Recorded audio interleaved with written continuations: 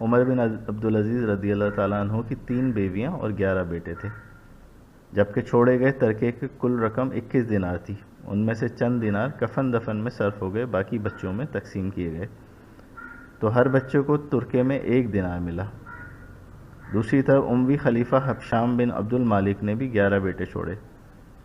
عمر بن عبدالعزیز رضی اللہ تعالیٰ عنہ کے ہر بیٹے کو 1 دینار ملا تھا، اور حشام کے بیٹوں کو باپ کے ترکے سے 10 لاکھ درہم۔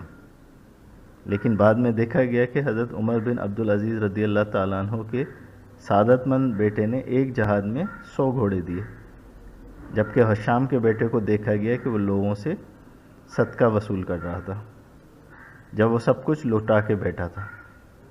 یہ عبرت کی جا ہے، تماشا نہیں ہے۔ تو اصل چیز تعلیم و تربیت ہے، نہ کہ مال و متاع، جس کے لیے لوگ اپنی عاقبت خراب کرنے پہ تلے ہیں۔